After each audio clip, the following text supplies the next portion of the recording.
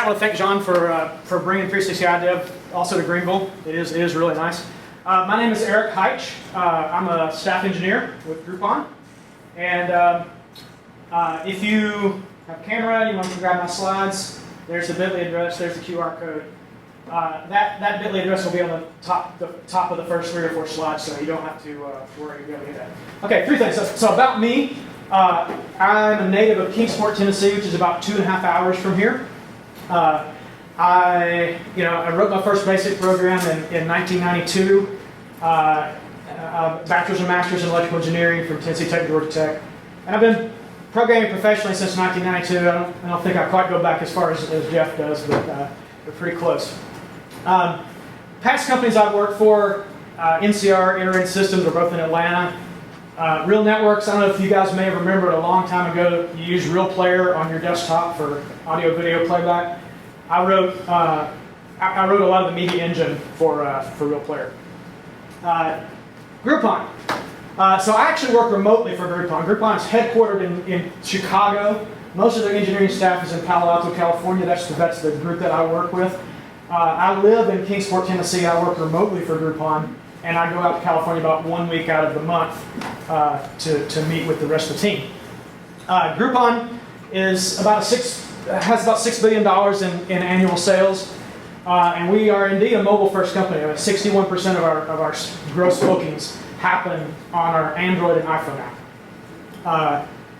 Our mobile apps have 103 million users in 26 countries, and we're the 24th most downloaded app on the App Store. A recent thing came out that ranked the top 25 apps on both Android and iPhone in terms of usage and stuff. We were in the top 25. We were the second retail app, behind Amazon and ahead of eBay and Walmart. We have a big team. There's 22 full-time engineers in Palo Alto, and we have another 10 contract engineers in Romania. Now, the other half, that's my day job. The other thing that I spend a lot of time on outside of work is I was appointed to the school board in 2014. And I've been on the school board in Kingsport, Tennessee for about 2 years. Started being the president just a few months ago. Kingsport City Schools is about 13 schools, 1 high school, 2 middle schools, 8 elementary schools. It's about 7,500 students. And it's a very forward-thinking, forward-planning public school district. And so we've been planning for how to integrate technology and how to integrate programming into our curriculum. We took a big step forward in that this year by the fact that we won a grant from Emerald Data Solutions, which is based in Atlanta. And the grant brings somebody named Grant, actually Grant Smith, who comes to our district, comes to Kingsport, lives for a year, and then teaches our teachers how to teach programming to our elementary school and middle school students. So he is training our teachers who will then teach our elementary school, middle school kids. I put a link to his website, which is called the Coding Corner, at the bottom there. It is a fantastic resource for all things related to teaching programming at all levels. So I highly recommend you check that out. Now, I'm going to try to cover 4 things today. So, as John said, Craig and I kind of divided this talk up between us because we saw we were both covering Swift Playgrounds app. So I'm going to kind of give you a demo of it. I'm going to go into a little more detail about the tools that are available for Swift Playgrounds right now. And then I'm going to kind of give you an overview of some other tools that are available for teaching programming. I've got a bunch of toys, and I got to tell you, I am way tempting the demo gods here because I've got like 3 live demos and a bunch of different devices. So if it all works, I will be amazed. So we're going to specifically look at an app on the iPad that teaches block-based coding. We're going to look at a website developed by MIT called Scratch, and then I'm just going to kind of give you an overview of some other tools. Now, why should you care about this? Okay, you're a professional programmer. You're already in the programming field. Why should you care about teaching programming to students, elementary, middle school students, high school students? Well, first of all, we need to produce more computer science grades. only 40% of U.S. schools in the United States teach any sort of programming at all. There's only 31 states that will allow computer science to be a computer science class to be counted toward graduation in high school. And there's a statistic. There's 500,000 computing jobs in the U.S. open right now, but we're only producing about 42,000 computer science grads every year. And I give you a perfect example of this. See that 22 engineers? So that's 22 full-time iOS engineers in California. How many of you? I'm one of that 22. So how many of you think of those were born in the United States? 3. It's a tremendously diverse team, which is fantastic, and I love that part of it. But the United States is simply not producing enough computer science graduates. The other thing is we have this need, but public schools have a difficulty meeting that need because teachers don't have technical backgrounds. They also don't have budgets for devices that can make it out to every student. And most importantly, education is based upon standards. The way education works is you come up with a set of standards that you expect a child to learn for a particular subject, a particular grade, and then you build assessments around those standards. And then you build your curriculum based upon what the assessment is going to assess you on. Standards, assessments, curriculum. Problem is that computer science has not made it into the standards yet. And so therefore, if it's not in the standards, teachers are very pressed to come up with time to teach something that's not in the standards. So that's a huge thing that's being worked on at a policy level.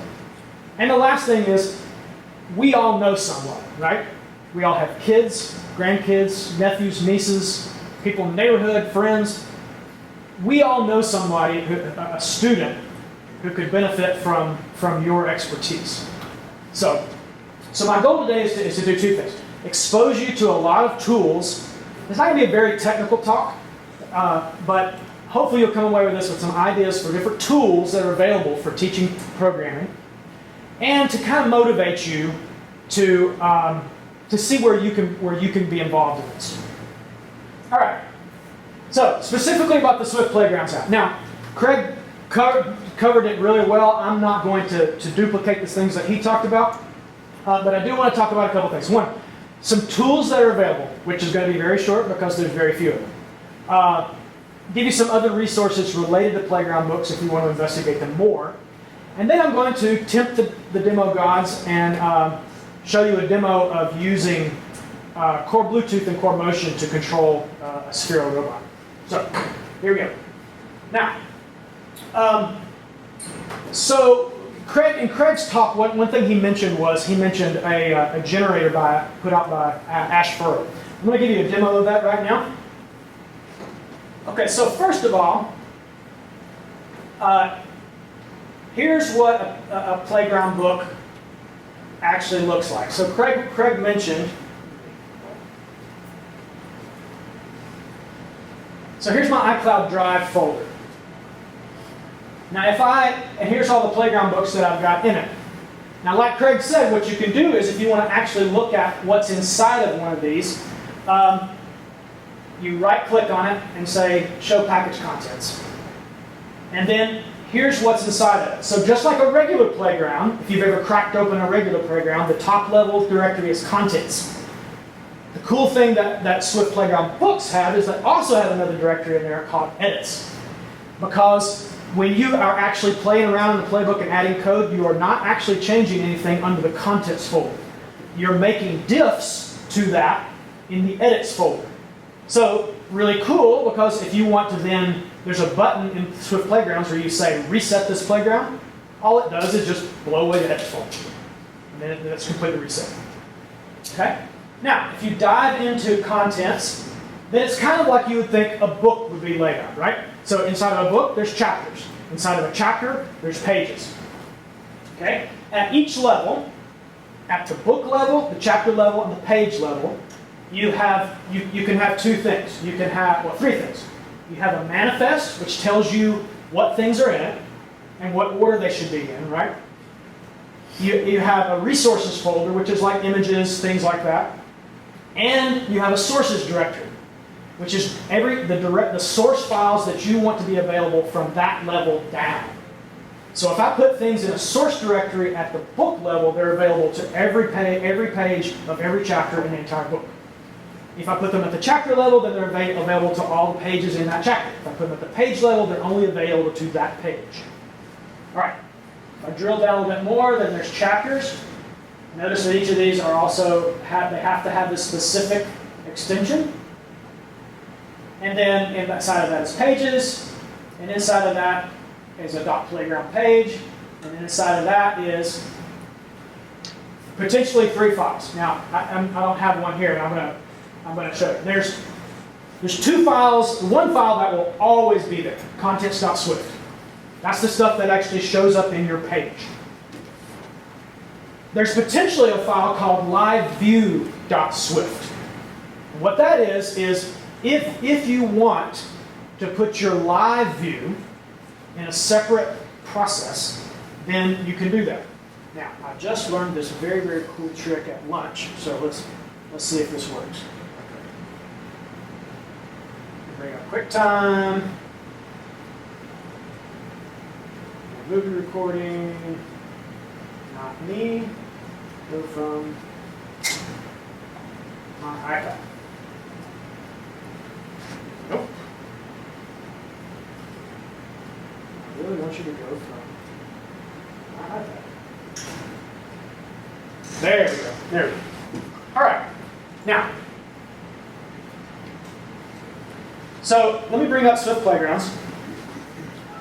So this is a list of playgrounds. The cool thing is, to get things back and forth between there, you can use Dropbox. The easiest thing is to use iCloud Drive. You just, on your Mac, take a playground book file, drop it in iCloud Drive, and it'll show up in this list. Okay, so now, let me go into one of these. So this is one of the ones that's distributed, that's one of Apple's sample code. That when you install Swift Playgrounds, you get this one by default. So notice the thing on the right. That's the live view. The thing on the left is contents.swift. So what you write into contents.swift shows up on the left-hand side here. And the things that you put in live view show up there. Now, another couple of things to look at here. So Craig mentioned the glossary. Okay, you get to the glossary by doing this. I tap on this. It comes down and says glossary of terms there. If I tap that, then I can put all of these things that I would like to explain. So you put that into your plist, into your manifest.plist, and these show up here. So and then you can put the markup in your contents.swift to reference one of those glossary terms, and it'll show up in red. So then, if you put a glossary term there and the user taps on it, then it pops up and sees your glossary definition for that. Very useful. Another cool thing to do here is you have very limited capability of editing your of looking at your playground book within the app. So if I go to here and I tap on the ... and I go to advanced, then there's an option there that says view auxiliary source files. What it'll basically allow you to do is what I was just showing you on my Mac, going through Finder, you can basically do that within here. So I'll say view auxiliary source files. And now we're looking at what I was just showing you. There's the contents.swift, the contents chapters. Here's all the books, the chapters. There's the pages. And then let me go to one of these. All right. So see that? And that one has contents.swift and liveview.swift. So you would put it in liveview.swift when you have a very resource-intensive live view, like obviously they do in the Apple source, which is a 3D world. The reason they do that is that runs in a separate process. So it'll run, it's just a view, you can put a view or a view controller in your live view. And if you put it in live view, then it runs in a separate process and you have to communicate with your contents.swift via XPC. And they take care of that for you. They define a delegate, so an object in your contents.swift implements this delegate protocol. Your view controller or your view in LiveView.swift implements this protocol, and they can communicate by sending messages to each other via cross-process communication. All right. Now, so that's kind of that's just kind of what it looks like. Now, what I want to show you is I'm going to show you a little bit of a demo at WWDC. When there was a talk that they gave about Swift Playground books. So in that demo, they demonstrated moving one of these Sphero robotic balls around using that. So I thought, yeah, that's pretty cool. So I'm going to show you their demo, and then I'm going to show you how I extended it. All right. So first of all, I need to wake it up. So I'm going to use a separate tool to connect to it. There we go. All right.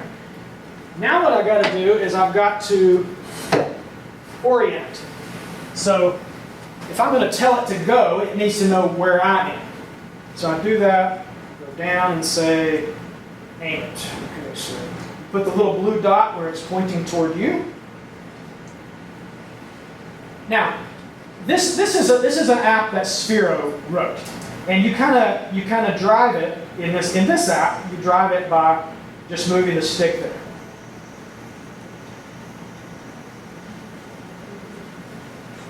Okay, I'm going to turn around and come back. Okay, now, so what Apple did in their demo is they basically implemented this same thing. So I'm going to show you that. All right, so what I'm going to do is I'm going to go into the playground that I wrote, but I left Apple's code in there in the first page. So that is Sphero. Okay, so this one is mine. I also put one in there called Apple Sphero, which is Apple's original code. Oh, sorry, didn't get that. All right. So this is Apple's exact code that they did at their demo. Now what I will do is, when I say run my code, it's going to bring up a little thing that kind of looks like the last thing I showed you. A big circle with a little circle in between. So I'll run that. And notice that they have some colors down here. So if I tap those colors, I can change the colors of it. If you're in the back, you can't see this, but it's changing from green to yellow to blue to red. Okay, now, I'll do the same thing. So I'll take my finger, put it on the little dot in the middle, and now I'll move it forward. And move it back. Now, so what they did to make that work, they actually had to write Swift files in their source directory that talked directly to core Bluetooth. That's kind of a pain because Sphero already makes an SDK for doing this in a much nicer way. But as one of the limitations of Playground books right now is that you can't use third-party frameworks inside of a Playground book. So Apple kind of just, they wrote their own kind of SDK for it, just talking to core Bluetooth itself. Yeah, I thought, okay, well that's kind of cool. I wonder if I could change that.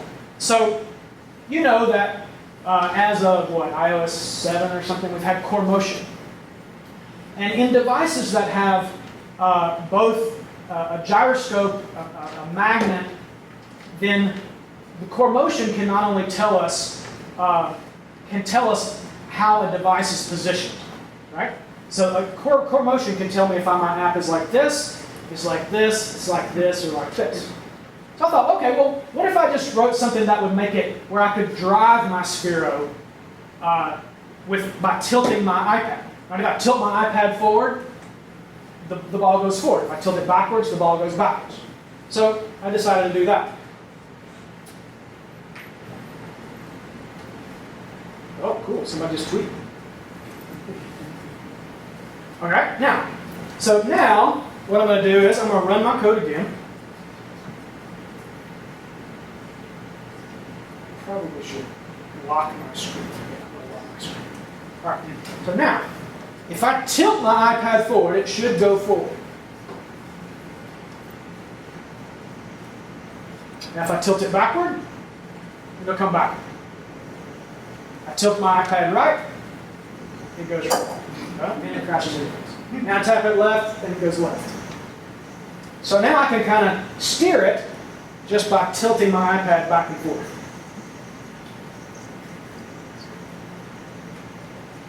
Very simple. It's all. This is in Swift. I'll have the link. I've got that playground. I've got this playground book up on my GitHub, and you're welcome to. I'd love to see people take it down and try it out. One limitation is that right now this is written using Bluetooth LE. So you have to have a device or something that uses Bluetooth LE, not classic Bluetooth. All right, so I hit stop. Oops, sorry, I didn't do that. Stop. A couple of things. Let's look at some of the cool things that are in here. So the way you steer a Sphero is you give it a heading that goes from 0 to 90 to 180 to 270 to 359 degrees, and you give it a magnitude from 0.0 to 1.0. And so what I can do is, as I'm tilting my iPad, all I'm doing is I'm sending heading updates back to here, and then I'm talking to Sphero and say, go this direction at that speed. No, go this direction at that speed. So one cool thing about playgrounds in general, and Swift Playground really well, is that I can come in here and I'm actually printing these out right here. Print, angle, and magnitude. So I can tap on that, and it'll show me the last one, or I can hit Add Viewer, and then I'll say, show me the list of them. Oh, I'm expecting to see a list of them. Normally what it would show me, it would say, here's all the magnitude and angles that were sent to you. And so you can inspect things. It's very, very useful in a playground if you're doing a calculation or you're doing something and you want to actually dump out the values. And you can even, I can't do this with a string, but if these were all numbers, I could easily tap something that would graph them for me. Very, very handy. That. All right. Now I want to demo to you how do you create one of these? What's the easiest way to create one? The problem is that this is one of those Apple things. It's kind of like Apple will throw a technology out there, and then they'll kind of wait and see on it. And before they invest a lot in the tools, they kind of want to see what happens with it. This is exactly what's happened with Playground Books.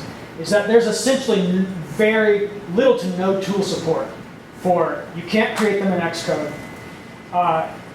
Even that way that Apple tells you to do it is, here, take this sample one, this starter one, and copy it and edit it. So they're actually telling you to edit them by hand. Fortunately, you don't have to do quite that. So let me show you what you can do. Craig mentioned this morning.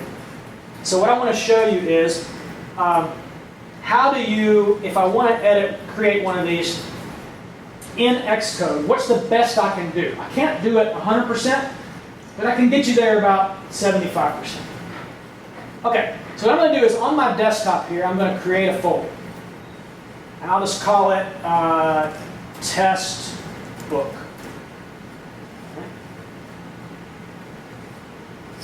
All right, so create test book.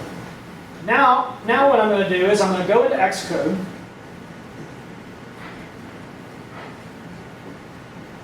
And I'm going to create a new playground in Xcode. Just a normal playground. Not a playground book, because it doesn't give you the ability to do that. Just a normal playground.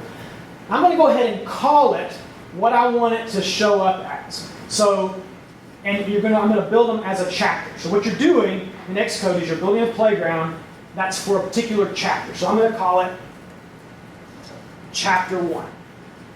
Okay? Chapter 1. I want to put it in that folder that I just did. So starter, no, not starter, that's the wrong one. Test book. Okay, so I'll put that playground in test book. All right. Now, what you can do is, this is very hacky, is you put 4 slashes, and Ash Furrow's tool, he looks for, that's a delimiter. And that's a break between pages. So I put 4 slashes and I'll say page 1. Put 4 more slashes and I'll say page 2. All right, and then so I'll put a function up here, public func.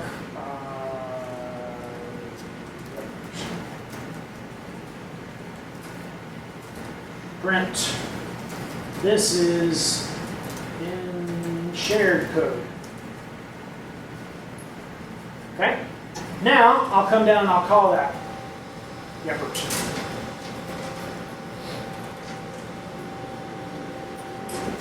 So what this is going to wind up being is this code in between page 1 and page 2 is going to wind up being the playground page for chapter 1, page 1. So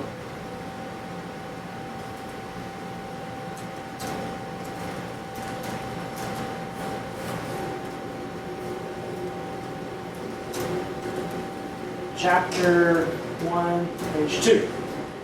All right. Now, so then all I've got to do is, once I've got my playground, I've got my chapter set up. And again, you can put whatever you want inside of that playground. You can hide code, just like Craig was talking about this morning. I'm not going to duplicate that. So now, all I need now is I need to create a simple text file. So I'll come in here, open up TextMate, which is an awesome text editor. And I create a simple syntax. If you go to Ashfurrow's website or his GitHub page, it'll give you a complete reference for what's in this file. I'm going to do the very minimum. So the name is going to be Eric Test Playground. Identifier, have to have that. org.erichyche.testbook. And then I say in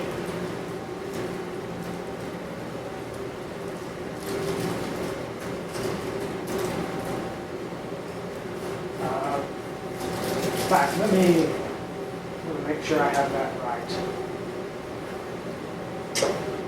Here's a link. All in my files, everything, all the underlined things are all links.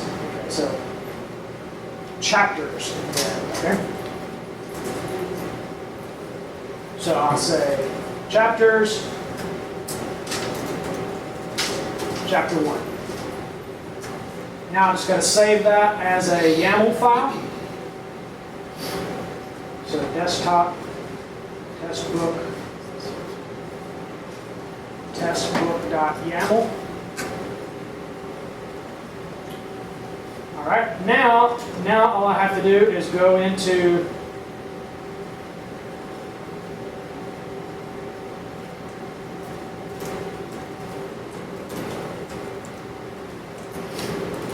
all right, here's the magic. I say playground book, render, and then testbook.yaml.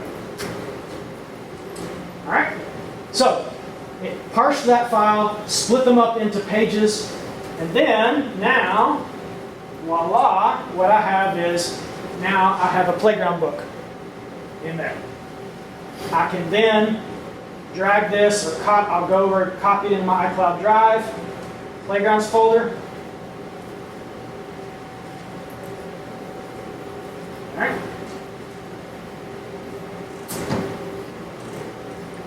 See, I tell you, I'm taking the playground. I'm taking the bring up Swift Playgrounds. Okay, and there it is. It shows up there.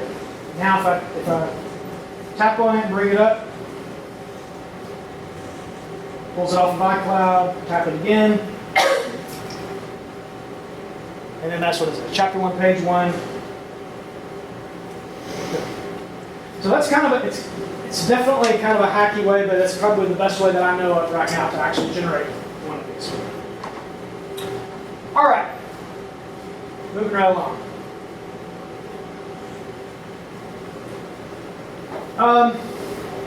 There's also another tool Check those out.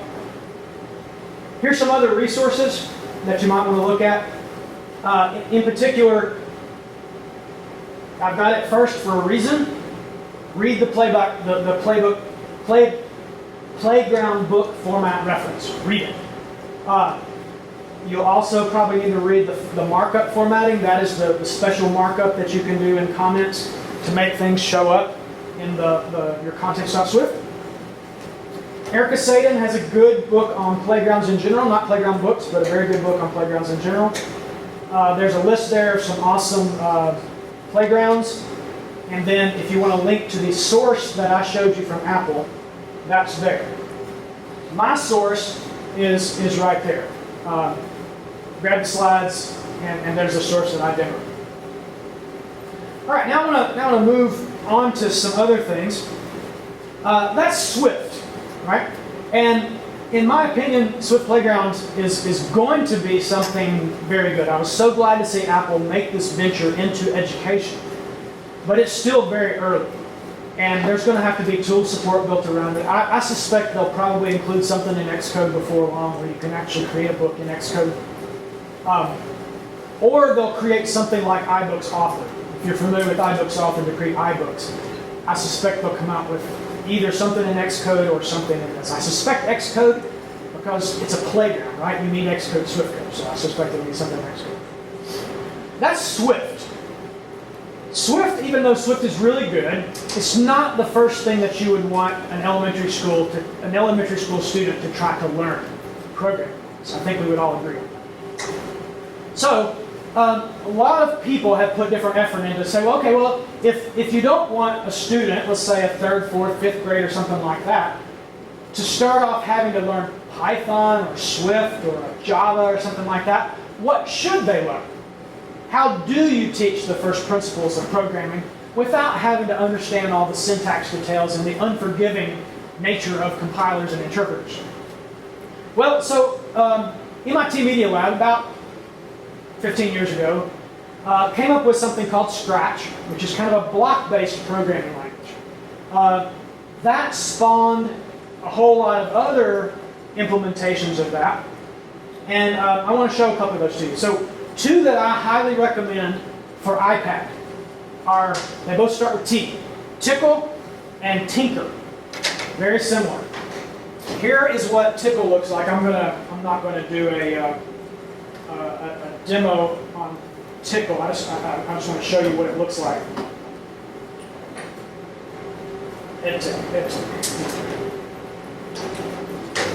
Oh, I guess it would be good if I actually showed it to you.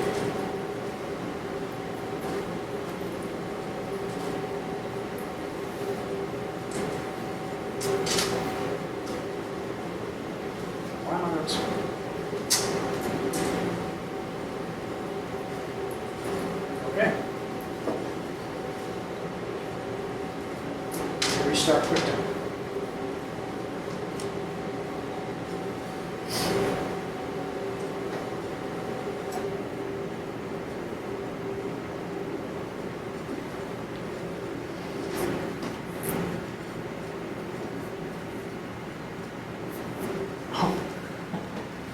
It is showing that.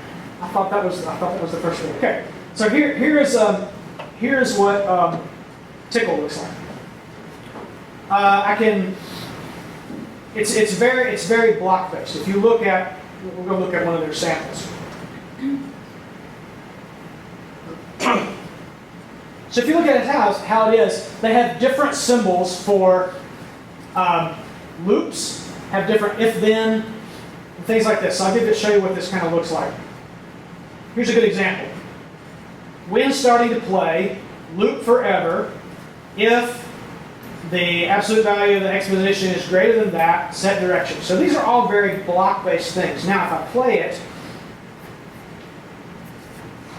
then I see that happen. Now, one cool thing, and this, again, it's not only a matter of teaching kids the fundamentals of loops, conditionals, things like that. It's also getting them interested in it, motivated in it.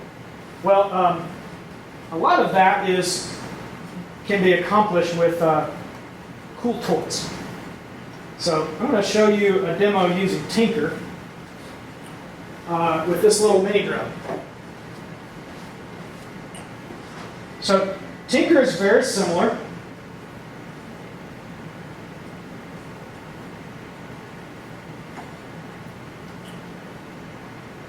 So now I'm going to bring up, let's see, what did I did a project last night, so I'll do this one.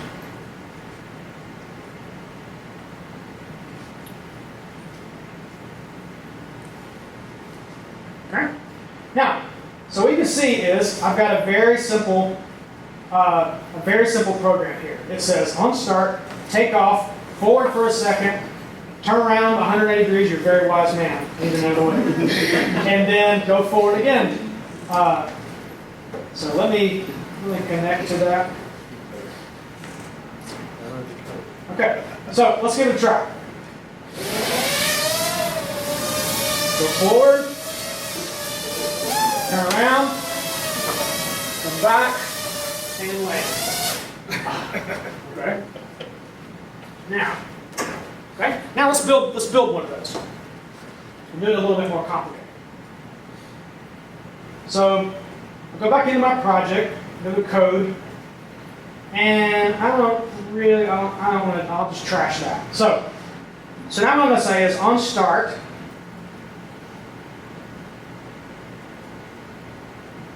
come on, hook it in, take off.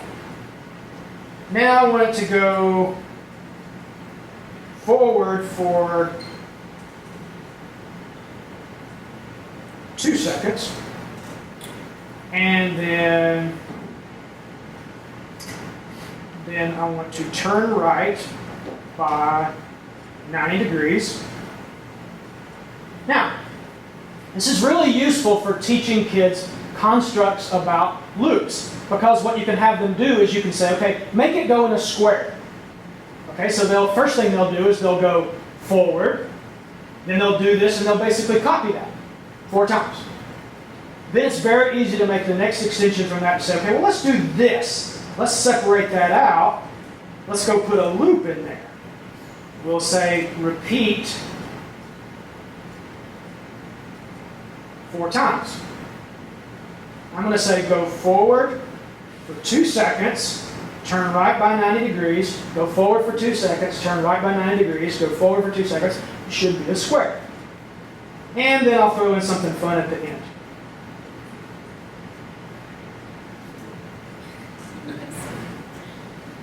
And that is, where's my flip? Oh, there it is, flip. And then, of course, we have to have it right up. That'll be a problem. Okay, so this should go in a square. I'm going to be ready to catch it in case it doesn't. Could possibly go wrong. Okay, here we go. Let's give it a try.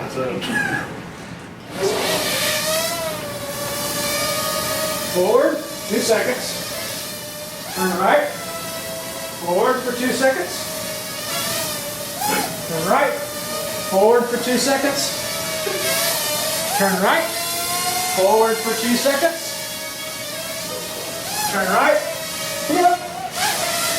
And land.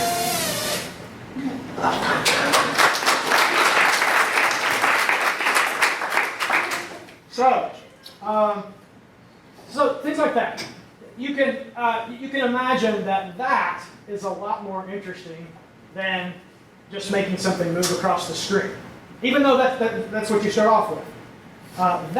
Things like that involve physical devices are really things that can get kids really interested in doing this, because they do it and they see exactly what the results are. Okay. I got the 10-minute sign just a second ago, so we're about 5. 5? Okay. All right. Time for one more demo. Okay. So, along that theme of doing physical devices, I need a total of 5 people. You guys are already sitting here, so you're automatically drafted. But I need 3 more people, if they would, to come sit here, here, and there. So, we're volunteers. Okay. Super Mario 3S. So what this is called, I mentioned Scratch. Right. So Scratch was the original block-based language. Okay. So what I need you guys to do is all you gotta do is just hold on to the metal part of that grid. Okay? Yeah. What can go wrong with that, huh? Yeah. You're gonna hold the blue one there. You're gonna hold the metal part of the green one. I'm rethinking my decision. Let's see. You're gonna hold on to the metal part of yellow, and you're gonna hold on to the metal part of white. Oh, actually, sorry, reverse this. Yeah, this was neutral. Cool. Okay. I'm gonna hold on to ground. Okay. So now here's what this is. I'm gonna go show you something that I wrote. So this is a makey board. It's basically another keyboard.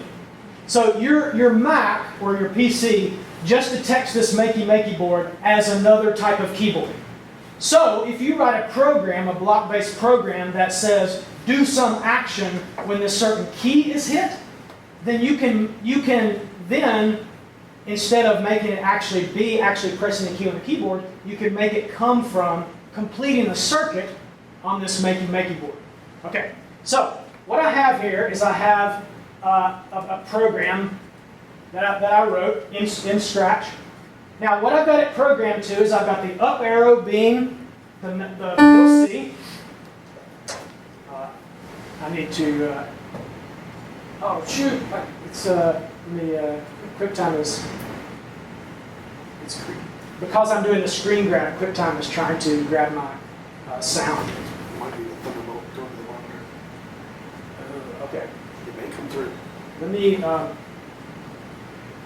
So anyway, I'll unplug it here. I may have to lose this part of the recording. But if I, as I'm clicking on this, I'm doing the keys. As I hit those keys, I'm getting left arrow, up arrow, right arrow, down arrow, space bar. And it's playing those. Now I'm going to unplug so that we can hopefully hear this.